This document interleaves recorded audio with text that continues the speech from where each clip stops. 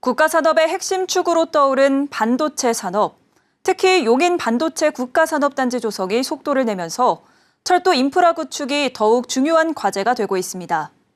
용인 특례시는 경강선 연장과 경기 남부광역철도 신설을 강력히 요구하고 나섰는데요.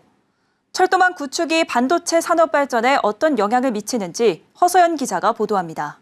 용인 특례시와 광주시는 6일 국토교통부를 방문해 경강선 연장을 제5차 국가철도망 구축 계획에 반영할 것을 공식 요청했습니다.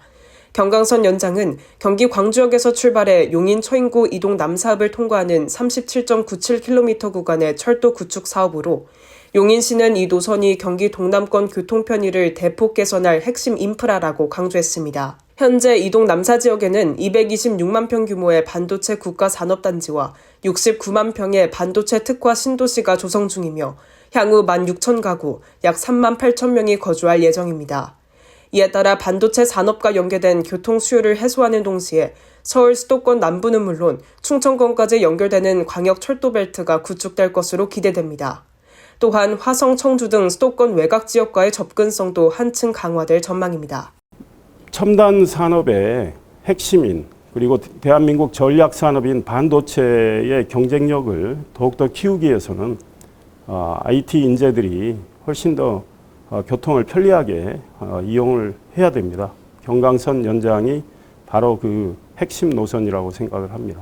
시는 경강선 연장뿐 아니라 서울 종합운동장역에서 수서, 판교, 용인, 신봉, 성복, 수원, 광교, 화성, 봉담까지 연결하는 경기 남부 광역철도 신설도 강력히 요구하고 있습니다.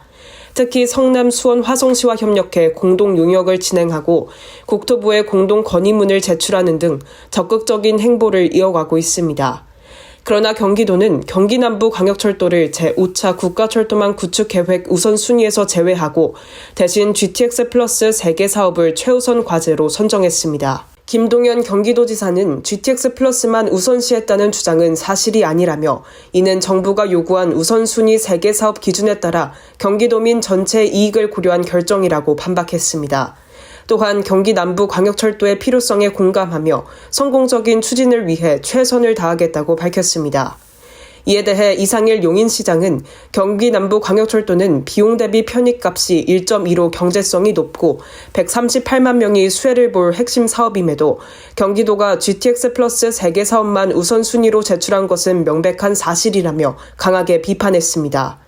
이어 경기 남부 4개 도시 시민들의 교통 편의를 획기적으로 개선할 사업인 만큼 반드시 국가철도망 구축 계획에 포함돼야 한다고 강조했습니다. 국토부는 올해 안으로 제5차 국가철도망 구축 계획을 발표할 예정입니다. 용인시는 경강선 연장과 경기 남부 광역철도 포함을 목표로 정부 설득을 지속하고 있어 철도 인프라 우선순위를 둘러싼 지자체 간 막판 신경전이 더욱 치열해질 전망입니다. 서울경제TV 경기 허서연입니다.